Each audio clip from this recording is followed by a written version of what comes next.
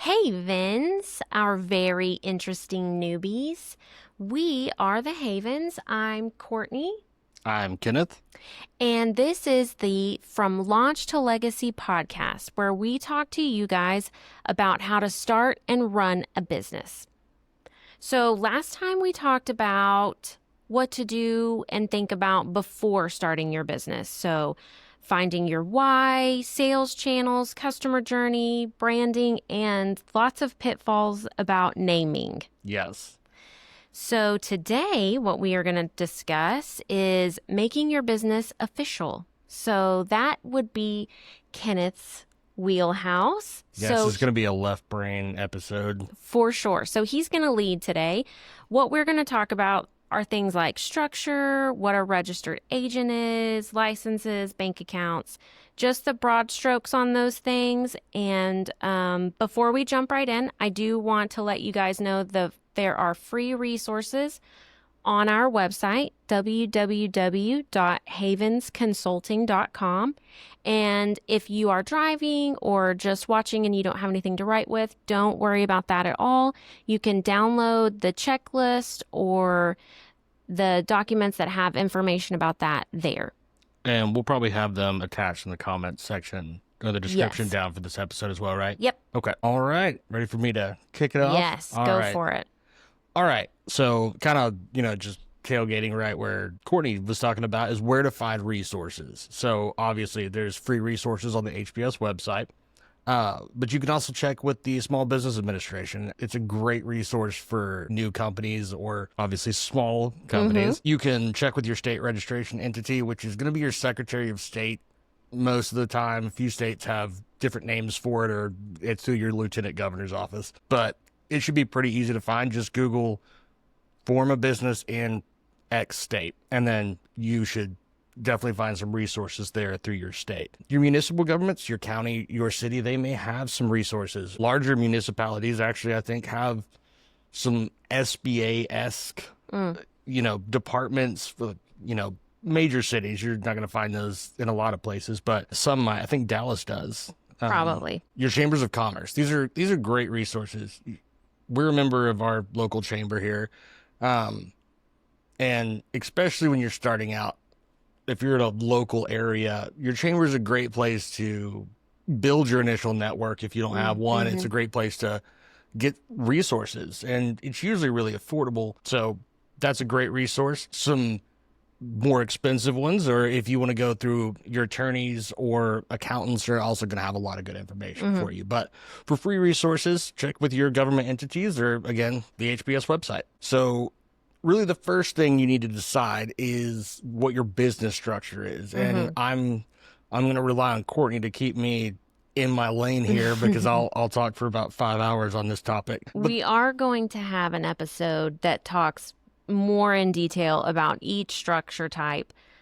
So if you need more information, we will have that coming up, and we will have, like Kenneth said, free resources on our website. So here's the broad strokes, as broad as Kenneth can manage. Yeah, I'm going to try and keep this section pretty quick. So I'd say the three primary considerations that you need to look at are ownership structure, the resources you have available, and what you kind of think the business is going to look like post-formation. So these are the main things. So on the ownership side, what's your risk tolerance?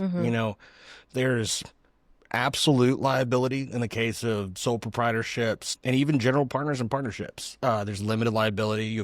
Most people have heard of a limited liability company or limited liability corporation. And then there's corporations, S Corps and C Corps, and they most of the time offer a complete separation of liability there. There's a term called piercing the corporate veil some people may have heard of, and we'll talk more about that in a later episode. I don't want to get into corporate law right now. But knowing what your risk tolerance is, knowing what kind of business you may have a business that doesn't have a lot of litigation risk, but, we work with some sole proprietors that were doing like remodeling construction. And I was like, you're in people's homes. You've got employees or contractors that could get hurt on a job. And a lot of them were having trouble even getting insured. So just some things to think about is what your risk tolerance is there and, your industry. But again, we'll talk about that more in depth later. The other thing to think about with your owners is who are your owners? What type of entities are they? And how many are there? Because there's some considerations to take in there as well as how much they're participating. Okay. So there's, passive partners, and in a partnership, you'll hear of limited and general partners. And we'll get to that more in the episode where we really break down the structure types. S Corps have a limit and restrictions on what kind. So you can't have more than 100. And again, we'll dive into that more deeply. So, but on the ownership front, it's really what is the risk tolerance of the owners? What's the risk going to be for the different types of owners, and what are those different types of owners, and how many are there? Okay. So the next section is resources. First, capital. That's going to be the number one thing, I think, for most new businesses is how much capital they have. Or what the kind of plan is for gaining capital. I feel like we're really trying to work more, not with what we would call a startup, where you've got investors and investing rounds and millions of dollars of capital, and you've got some new product or new way of doing things. That's a different discussion than I think what a lot of our audience members are going to be looking at. We're looking at what we call a small business, and these are usually individuals. They're usually using personal funds. Maybe they've got a loan from their bank, but probably not, having investor rounds. So knowing how you're going to raise those funds, because corporations will be more advantageous if you're getting external capital, what we call equity financing, selling some ownership to gain some money, as opposed to credit financing, which is borrowing the money. And if you contribute your own money, that's equity financing. Okay. So anything other than a loan is equity financing, because anyone that contributes has equity in the company. Okay, got it. The other kind of resource item I've got here is the complexity of the formation. So, the sole proprietorship's really easy to form. You don't do anything. C Corp is going to be a lot more complicated, and we'll get into the ongoing post-formation kind of requirements for different structures here in a second. Partnerships are more complicated than sole proprietorships. I would argue S Corps are more complicated than C Corps, but they each have kind of their own issues and quirks and pros and cons. Knowing what you're going to have to do on an ongoing basis and how your owners are going to interact and participate, and the availability, those are things you want to take into consideration before. This is all before you do anything official. So the complexity, just understand what it's going to look like going forward, and know what the owners are going to look like. So post formation, some things you want to consider, and this is before you decide your structure, because these things matter. What are your ongoing compliance requirements? Are you going to be able to hold an annual meeting with a quorum of owners? If not, avoid a corporation. Are you going to maybe have to reclass? Or maybe it would be advantageous to reclass. We advise this a lot with companies that don't necessarily have a lot of capital starting out, but there's some tax benefits of a different structure later on. And so a restructure may be planned down the road, and we may build that into the whole process. So knowing that, we'll decide, because then I'll, kind of push in a certain direction and say, we'll start here with this tax option and whatnot. There's definitely some options to consider there. Also, your exit strategies. So certain structures are a lot easier to get out of or pass on or transfer than others. Corporations have, there's a lot of ease in that because you can just sell your stock. But another thing we'll get into in a minute is how those exit strategies for partners and different owners work, and what kind of considerations need to be built in ahead of time. But that's kind of all I'm going to say about the business structures before I make this a lecture on it. The next thing we need to look at is a registered agent. This is going to be required wherever you're at. This is just a person that has to be able to be found and have things delivered to them. So if the government needs to send you something, if a lawyer needs to send you something, there has to be a contact that they can find. So, and does this have to be an owner?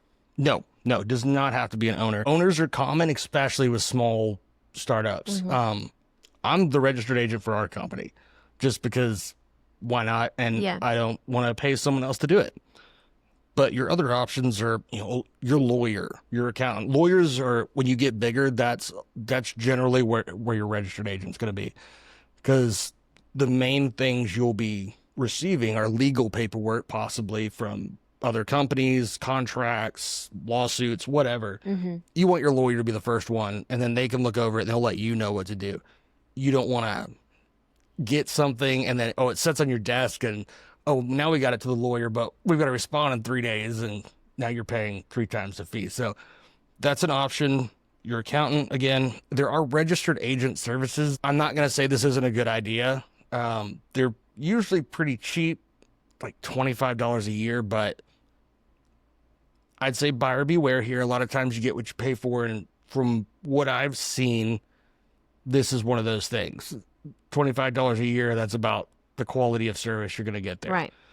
And it's very difficult to cancel those subscriptions. They're very hard to get a hold of, which is not something you want in the person that's supposed to be able to get a hold of for your company. Right. So can you change your registered agent? Absolutely. At any point and as many times as you want. It's usually a small fee. I think here in Texas, it's like a $20 fee to do that, but you just file the form with your state and done. Make sure your registered agent is aware they're your registered agent. And I know when we form in Texas, you have an option to attach your registered agent consent. We didn't do that because the owner is the registered agent. I consent. I'm not going to dispute it. But in the case where someone might be like, well, I'm not the registered agent, having a written consent is going to be useful. Okay. I recommend getting everything in writing all the time, always. Yeah. So, and get it signed and notarized if possible. We just talked about written consent. One thing to think about though, so like I am the registered agent for our company. Your name is in the public domain as well as your address, which has to be a physical address, by the way. You can't use a P.O. box, don't use a UPS or FedEx store box or anything like that. It has to be a physical address. And it could be a company, but it needs to have a physical address because if you're getting served, this is the primary reason for a physical address. Otherwise, they wouldn't really care. They just need a place to send stuff. But if you're getting served, someone has to be served. And whoever's designated as your registered agent, it counts as you being served if they received it. Okay. Because they are an agent on behalf of your company. They're the one that's registered with the state, hence registered agent. So that's why lawyers are often chosen. But yes, your name and address, that's going to be out there because people have to be able to find out who to get a hold of. And that's you can Google that.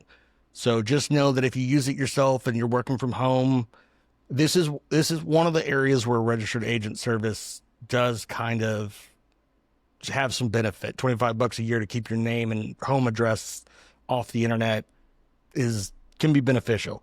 Now that we've figured out how we're going to form this company, now we need to legally form it. So when you register your company, again, we talked about where you're going to do this. It's going to be with your Secretary of State, Secretary of the Commonwealth, Lieutenant Governor, depending on your state. And we talked about this, I think, in the last episode about name availability. So just to rehash that a little bit, you're going to want to make sure that you Google your name, see if anyone else is using it. If they are, that's not necessarily a problem.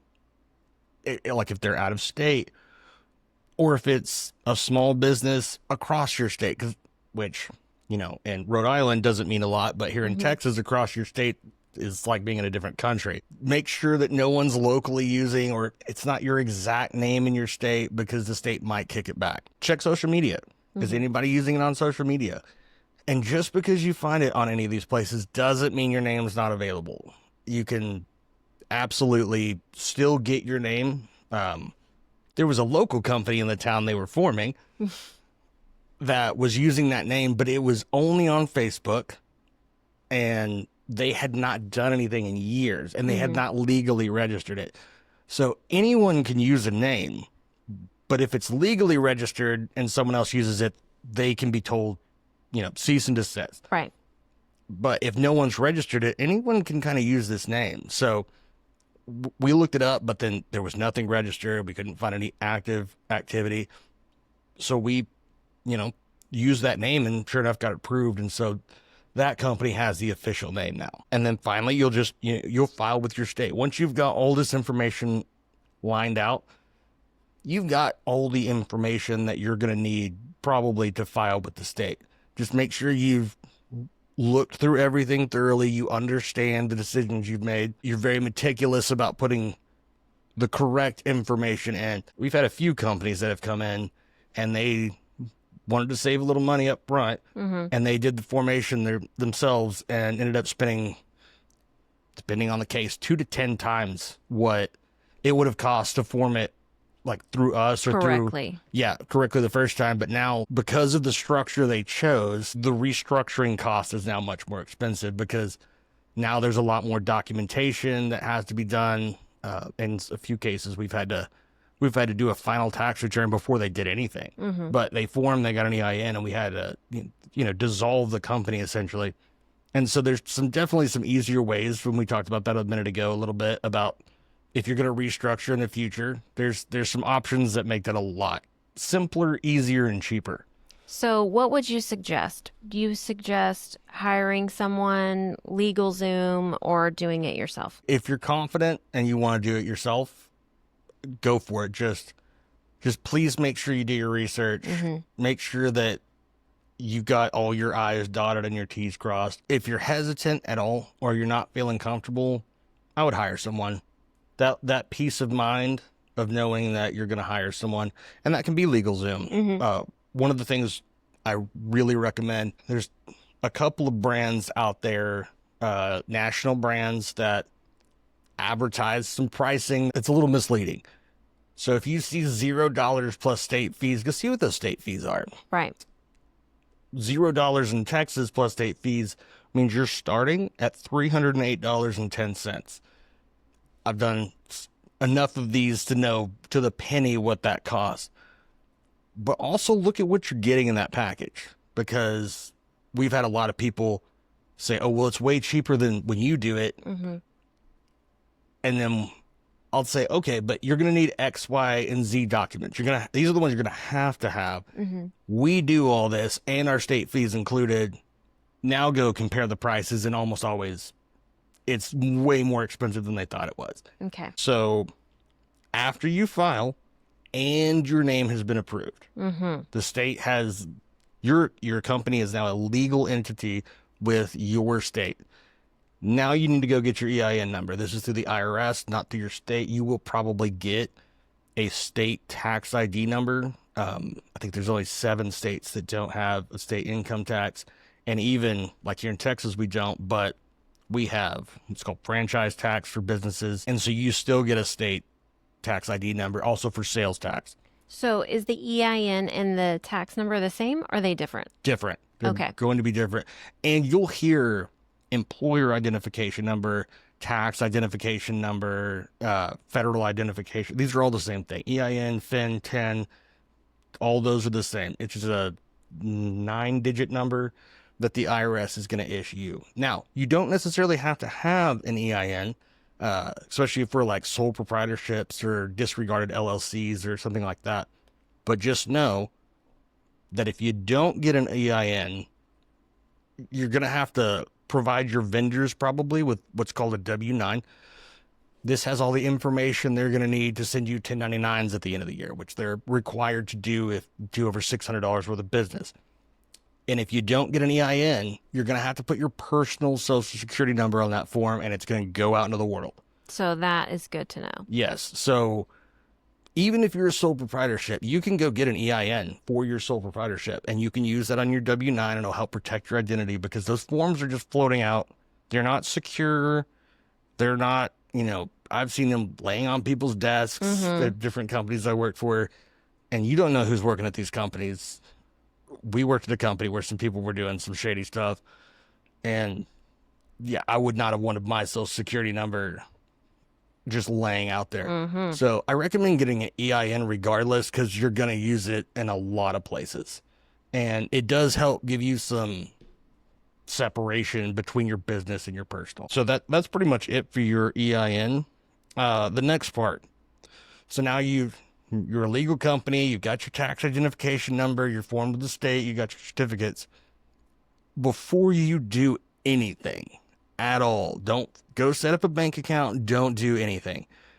You need to get we call organizing documents, your articles of organization, partnership agreement, articles of incorporation, depending on your structure. You want to get these lined out, signed by everybody, and finalized, because this is going to make sure that it's agreed on before anything goes wrong, because things will go wrong. There's going to be disagreements. There's going to be things that you don't expect, and trying to make a decision on how you handle it without a process already lined out ahead of time can get real chaotic. And right, like a marriage, learn how to fight before you fight. That's right. So some things to consider in here: who owns what portion of the company? If it's based on how much capital was contributed, which is common if all the partners are active. Or all the stakeholders, we'll call them stakeholders because partners is kind of a specific term for partnerships. We'll say if all the stakeholders have an equal level of activity, contribution, ownership in proportion to how much you contribute to the business. And that doesn't have to just be cash.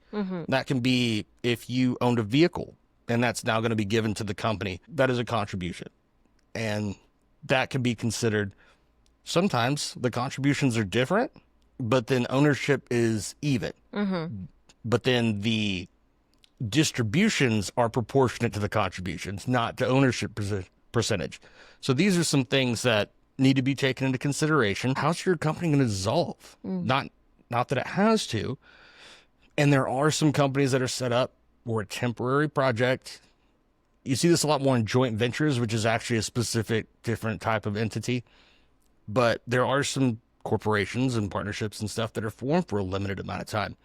And when you form, you'll put a dissolution date, and it'll automatically dissolve at that date.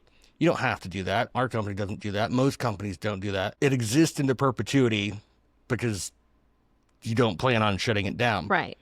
But you need to know how it shuts down, if and when it does, whether you just decide you don't want to do it anymore, or it becomes... Or someone passes away. And, well, we'll get to that in a second as well. But just know how you're going to dissolve it, if it's going to be dissolved. And to your point, if a partner wants to sell, or a partner dies, or is incapacitated for some reason, how are you going to handle that? This is one that I see missed more than anything, is the death of a partner or the selling of a partner. Because if there's not a provision in here, they can leave that to their kids. They can sell it to someone that you don't want to do business with. I mean, I don't think I have any friends that I want to do business with their kids. You know? So, especially because they're all children. Well, yeah. So just knowing, are the partners going to have what's called a first right of refusal? Are they going to have an option to buy? And if so, is there a provision for, is it going to be based on their equity, their book, or in their capital basis on tax, or different things like this? It may just be the amount of capital they've contributed, pulled out, or maybe fair market value. There's lots of different ways, but you need to decide if they can sell just in the open to anyone, but that leaves anyone, the highest bidder is your new business partner. Right. And they inherit all the rights and privileges that the previous owner had. So super important. Yes. Now, there are some structuring options there where you can say, all right, you can sell to anybody, but they don't get voting rights. But if you go first right of refusal and then we refuse it, I mean, you can set this up however you want, but just make sure you've set it up beforehand, before this becomes an issue. Just handling disputes and disagreements.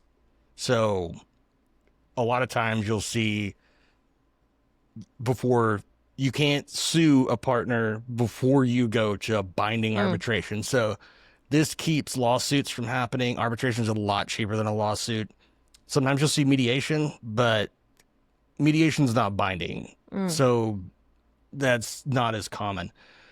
A lot of times it's binding arbitration. So if there's a dispute that y'all cannot settle amongst yourselves, you hire a third party, but then you need to, who pays for this? Does the company pay for it? Do the parties split it equally, and then the loser reimburses, Right. or whatever?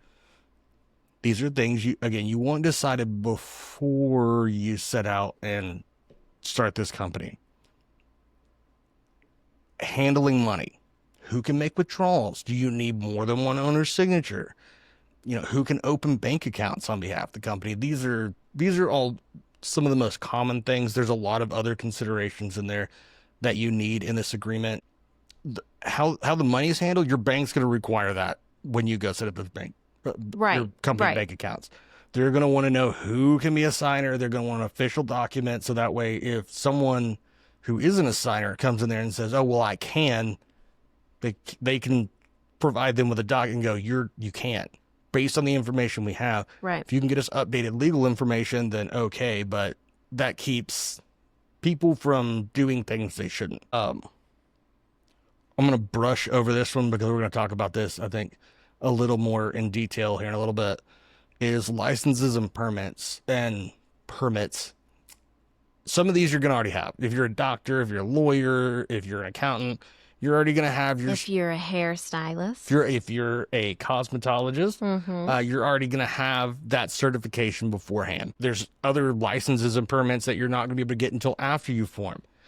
If you're a firearm dealer, if you're a bar, a liquor store, or any controlled item. That sounds, kind of nefarious, but not always. I mean, sometimes, it's as simple as hair products, that maybe that you have to have a license to purchase. Right. So some of those, fire code, if you need an occupancy permit, you want to get that after you formed your business, because you want that to be held in the business. Your sales tax permit, if you've got to register for state income tax, you're going to want that afterwards. Okay. So that way it lives with the company. If you do it beforehand, it's going to be on one of the owners. And what if that owner's not there anymore? And we see this sometimes. What if that owner sucks? I mean, sometimes people... That happens. I mean, people get into business with people that maybe they shouldn't have. Right. Or that they were maybe a little hesitant of. And I'm not saying you should always be fully confident before you do anything in business, because you won't do anything. That is so true. But if you have reservations, you should meditate on those pretty deeply, and you should always be comfortable with your decisions. Yes. Not necessarily all the way confident, because there's no full confidence in anything in business. But if you're hesitant about someone, if you don't feel, you're like, well, I'm sure it'll be okay. No, at least line out how to make sure that you're protected from whatever you're worried about in that organizing document. Right. Sometimes you need safety certifications. If you're a home builder, you're going to need an OSHA certification. You're going to need TACBL here in Texas. If you have commercial vehicles, you might need a DOT number. You might need one for your state. You might need the federal one. It depends. And if that is the case, we know a great person. We do know a great DOT consultant. And then some states, I think Florida is one of them, you can't do any business. I don't think you can have a lemonade stand without a general business license. I used to watch this show about, they were, I think, state police in Florida, and they, like, this one team, that's all they did was bust contractors that didn't go get a license. And I was like, this is insane. Here in Texas, I mean, unless you're doing something that might harm another human, anybody can do anything. Yeah. If you're not a doctor, lawyer, cosmetologist, or any engineer, you don't have to have any sort of state license to do any job. So there's definitely extremes throughout the U.S. here. So just look into your local laws, look into your state laws, look into your federal laws, just make sure you're compliant, or again, hire a professional that is Right. familiar with your area and your industry, and make sure that you've got all your I's dotted and your T's crossed. Because we have seen throughout our consulting career here a lot of businesses that cut corners in the beginning because it was cheaper. Or some that didn't know. Yes. And to no fault of their own, other than not fully doing the research, but cutting corners is going to cost you always, especially in this phase. If you don't know what you're doing, please it's the extra money. You will save money in the short term. Yeah. Just by hiring a professional. So if you're not fully confident in what you're doing, just reach out to someone. Talk to a lawyer. And if you don't know a lawyer, find someone that does know a lawyer. It doesn't matter if it's a divorce attorney. If you get a friend that has a divorce attorney they trust, say, hey, can I get that attorney's information? And then call that attorney and say, hey, do you know a business attorney that you trust? Yeah. And people love to refer their friends. Absolutely. And that divorce attorney is going to know someone. Absolutely. Or at least know someone that knows someone. Right. And that's going to be better than just Googling, is going through people who are trusted by other people that you trust. Absolutely. And there's some subscription legal service companies out there. I'm not going to use any names or anything, but I wouldn't recommend it. I would recommend just finding a local lawyer. I mean, even if it's one that's got good Google reviews or something. Right. Just find someone local, because the more local they are, if it's a national firm, and they're going to be pretty good, but they're probably going to be way too expensive for what you need. You've got a local business attorney. They're familiar with the area. They're familiar with your local laws. Yep. And we know someone too. So yep. Reach out to us. We can give you some help there. If you're here in North Texas, then let us know. All right. Bank accounts. We are going to have a full episode on banking and accounting software. Yep. So I will not get too in the weeds here. Yeah, that's the wife saying, hey. Yeah. This is broad strokes here. I'm just going to really try and emphasize here the importance of separating your business and personal finances. For sure. You'll thank yourself later. Your tax preparer, your bookkeeper, whoever, they're all going to thank you later if they're not having to go through your bank statements and asking you each transaction, was this business? And if so, what was it for? And was it personal? The more information you can train yourself, your partners, your employees, whoever is dealing with your business, to give as much information as possible in the beginning, it just becomes a habit and you don't have to learn it later. Yeah, because trying to implement it later when you've got a much higher volume of documents and people are kind of set in their ways, and now you're also trying to dig up old information that you didn't take care of. Take the extra few minutes, name your PDFs, file them in some place, not like, oh, I'll remember this later. No, make a very clear path that a stranger could find it very easily, because future you is a stranger. That's right. I have put so many things in places that I will remember later, and that was a lie I told myself. Even if you just start out with an Excel or anything. Yeah, don't go spend a bunch of money. It's very important to be organized. When you first start, your business name goes out into the ether, and you're going to be getting offers for stuff. You're going to be getting forms that look like they're government documents, and you got to buy this at a labor law poster, and you're like, oh, I need that for just me, the only employee here? No, you don't need that. A good way to look out for those, and this is a little free tip here, if the website on any of those papers doesn't end in .gov, it's trash. Okay. So if it's a .com, .org, .business, .whatever, if it's not .gov, throw it in the trash. Because those are businesses that... Right. They're trying to scare you into buying their product. And they make it look like a government form, and their logos look like government seals, and they use the state name or it's real sketch. But that's a good way. If it doesn't end in .gov or your state abbreviation like .tx, .va, .wy or whatever it is, throw in the trash because you're gonna, especially when you first form, because those are the people that are most susceptible because they haven't been in it long enough to know. Right. They're just gonna get junk mail, and it's whoever that registered agent is. That's where that stuff's gonna go. Or if you have a mailing address online, if you get a website up or something, that you're just gonna get a bunch of junk mail. So just watch out for that. But on the bank accounts, set that up real quick.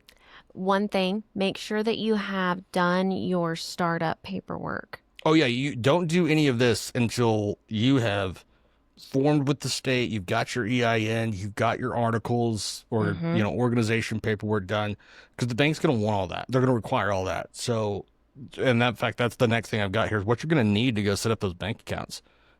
Your certificate of formation, you're going to get that when you form, of course. Your certificate of account status / certificate of good standing. I don't know if all states have this. Texas, it used to be called a certificate of good standing. Now it's the certificate of account status.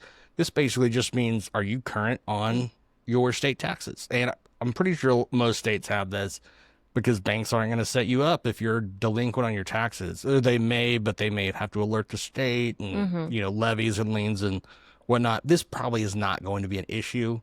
And if you're just forming, you shouldn't be delinquent from inception. That would be kind of crazy. The one in Texas, it's free. Just you can look up anyone. You can look it up by their file number, their tax ID number, or their business name, and then you can just go print that for yourself. You're gonna want that. You're gonna want your EIN letter. Again, those organizing documents, because they're gonna want to know who can withdraw, who can make deposits, who can open new accounts.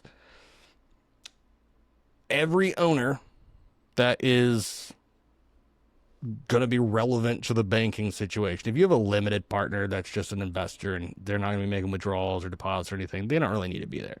But your day-to-day operations owners that are going to be there. Anyone that can sign. Right. Anyone that can sign, anyone that can do anything with the bank, you're going to want them there with their non-expired, government-issued photo ID. And depending on your bank, they may want to.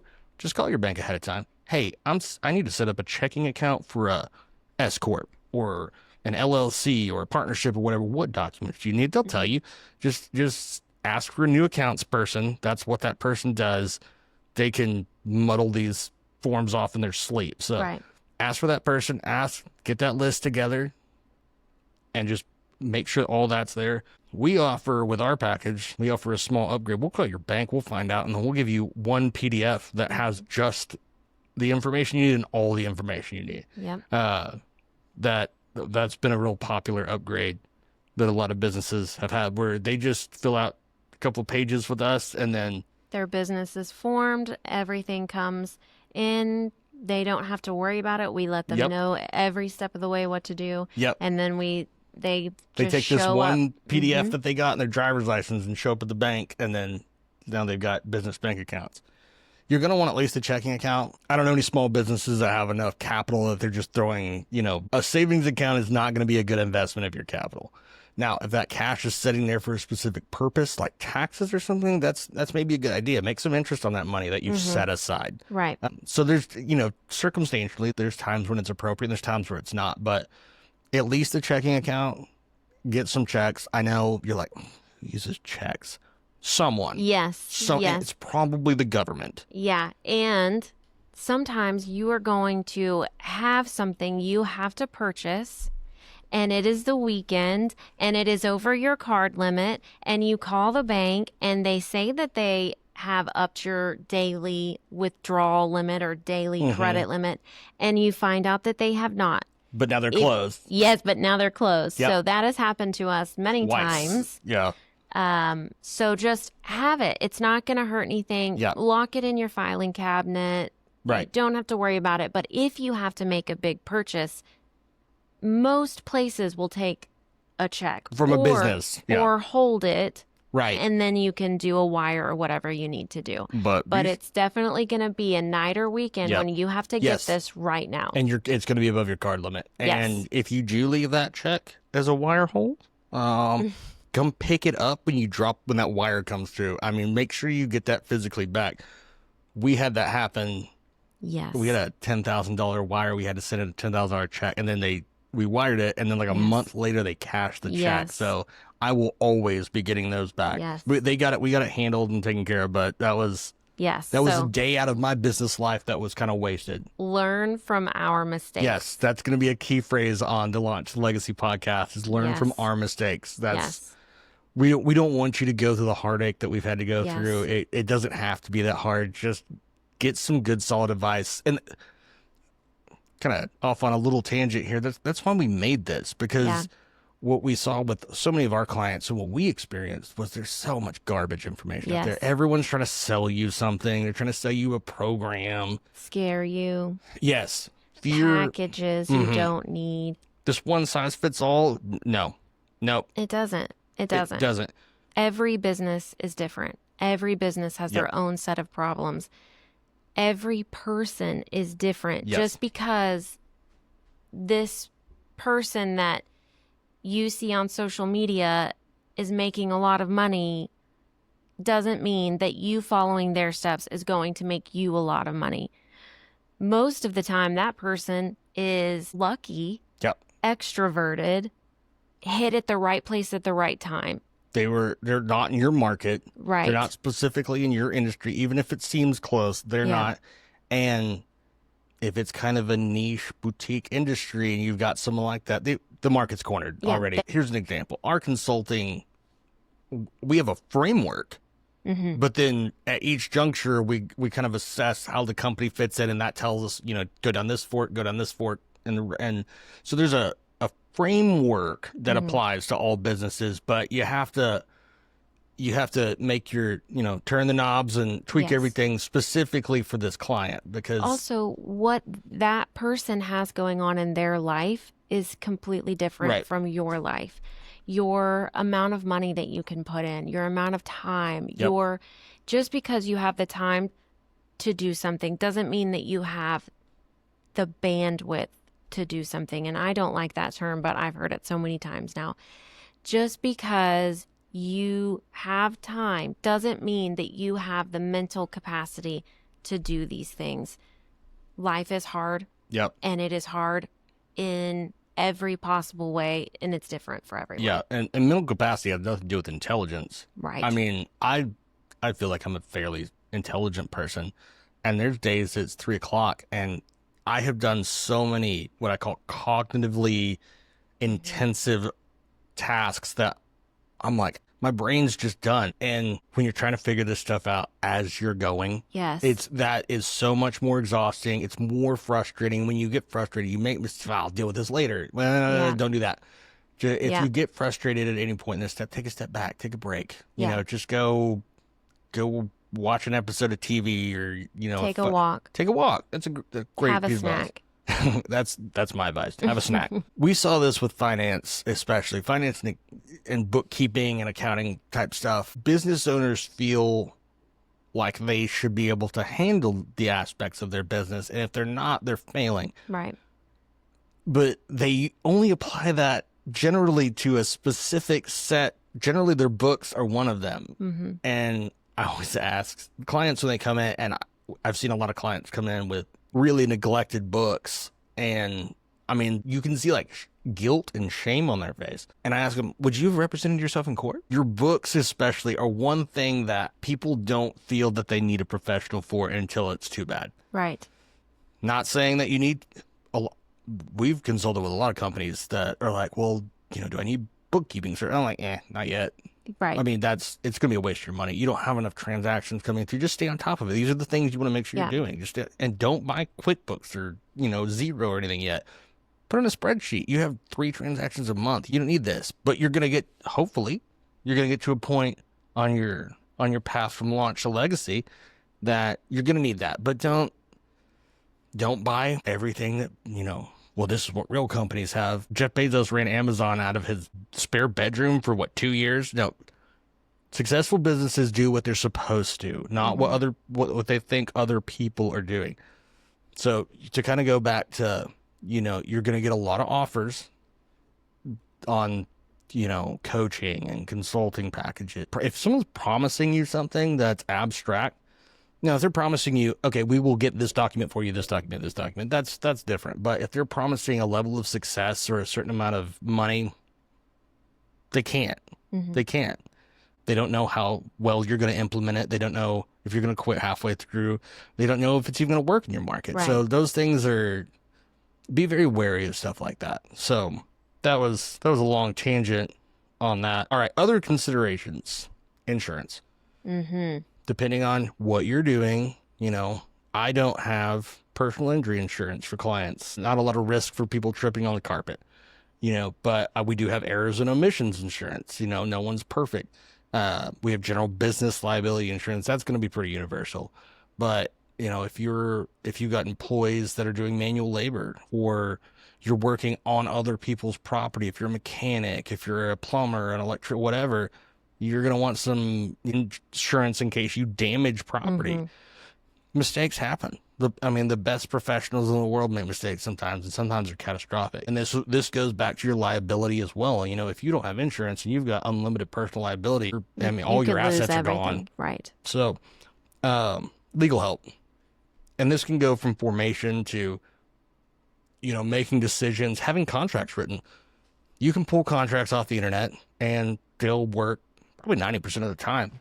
But if you can, and when you can, have a lawyer write your contracts. Yeah. Tell them what you're doing. We'll have a whole episode on scope and managing expectations. But a section that a lot of people don't put in, they put in what services, what they're going to be doing under this contract, but they don't put what they won't be doing. Right. That's something we definitely include. I don't do this, because the word scope creep, you'll become familiar if you keep watching this podcast. If you are service-based. Yeah, if you're service-based. Product-based, that's a whole different deal. Patents, trademarks, copyrights. Early on, most of the time, that's something you don't need to worry about. Right. If you're real sure on the company name and it's maybe you copyright that, but you don't really need to, not copyright or trademark that. Mm-hmm. I wouldn't recommend it. We get asked that question a lot during the formation phase with some clients is, do I need to trademark? No, because your business isn't going to be what it is, what you think it is right now in a year. Yeah. So everything changes. Whatever you're starting out as won't be what you end up as. And what I've heard on every book, every podcast, everything I've listened to is that is how it is always. Mm-hmm. And that no one's first idea becomes their big success. And I've seen some companies that it was, but none of them were doing well because you think you have an understanding of a market and, right. and a need that people or other businesses have, but you don't. And it changes. Markets evolve, technology evolves, federal and state laws and regulations and requirements evolve. So adaptability, I'd say persistence and adaptability are your two best qualities and the two you need above anything else in a business to be a business owner. Logos and marketing materials. There's some pretty reasonable, I think Fiverr, you can get some graphic designers when you're starting out. We redid our brand after like a year. Yeah. We completely redid we didn't change our company name, but our logo, our colors, our website, everything got overhauled. Yeah. And this is another reason why we say don't go trademark this, because it may change. And there's marketing professionals out there that, based on your industry, they'll talk to you about color theory and this is the kind of emotion you need to convey. That's way outside of my depth. Well, we know some marketing people that we would refer some people to, but I'm too left brained for that series of events. But those are some things taken into consideration. And then finally, like your financing, loans and investments. Make sure you've got all your ducks in a row before you go asking for money, because first impressions are everything with people's money. Yeah. If you don't look like you know what you're doing, no one's going to give you money. And you don't have to look like you know everything. And don't pretend to know things you don't, because that's going to be worse than looking ignorant. The number one thing I would say is find your phrase that is something like, let me find out. Yep. I will find out for you. Yes. Let me look into that. Let me do some research. I wouldn't go in with I don't know. Don't ever say I don't know. But don't make something up. Now, you can say I'm not sure. Let me find out. Or I'm pretty sure. This is one I use a lot. I'm pretty sure it's this, but let me double check because I don't want to tell you something that's incorrect. We don't run into this a lot. So this is what it was last time I did this, but it's been 3 years and the law may have changed. Let me double check and make sure that that's still the case. Something like that. People, I think, are afraid a lot of times. Not having an answer immediately makes them look not qualified, especially early on. It doesn't. What throws people off is when you just throw out, you always have an answer. Yeah. That will be more concerning than anything. Now, and again, don't just say, I don't know, and just stop. Because that now it's like, well, what are we going to do about that? Yes. So reassure them that you're going to find out, because that instills confidence, because they know that anything you did tell them, you did know, and anything you didn't, you're going to find out for them. And that's a person they're going to trust, and that's a person they're going to work with or finance or invest in or whatever. And I think we covered this last bit here a little bit earlier about, a lot of services offer free plus state fees, but double check what that's actually going to cost. No business does anything for free. There's a benefit somewhere. I used to drive my economics teacher nuts because I referred to the phrase Tinstoffel a lot. And that's the fundamental economic principles. There's no such thing as a free lunch. Someone's paying for it somewhere. Yeah. And it's usually you. So just know that if it's free, they're getting their benefits somewhere else. They're collecting data. You're actually going to pay down the road or whatever that is. So just know that free is never free. And you can absolutely do all of this without hiring a professional. You can do this all on your own. Just make sure you do your research. We said, we'll have this list up on our website. Don't just go off our list. Do your own research. Look up everything.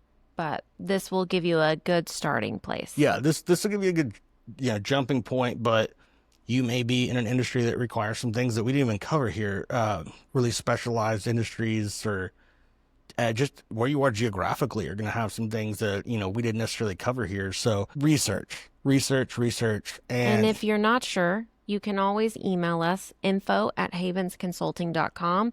We will find the answer for you. Yep. We will do our best trying to help you out. And so, just don't go down the road of doing it yourself if you're feeling wary the whole way, because it's going to be more expensive in the long run. If you're doing it just to save money, but you are not a researcher, and, me and Courtney and I are we can't not know things. If there's a topic that comes up that we don't know about, we have to go learn about it. Yes. But these are really the things to look out for and to consider, to think about, to implement whenever you're forming your business. And this does not have to be a big, scary process. It doesn't have to be an expensive process. So that's pretty much it for the starting your business legally episode. So if you've got any questions, again, email us at info@havensconsulting.com, and we'll do our best to find that answer for you. You can find all the checklists that we talk about on our website, www.havensconsulting.com. And down in the description. So thank you for listening, and we'll see you next time. All right.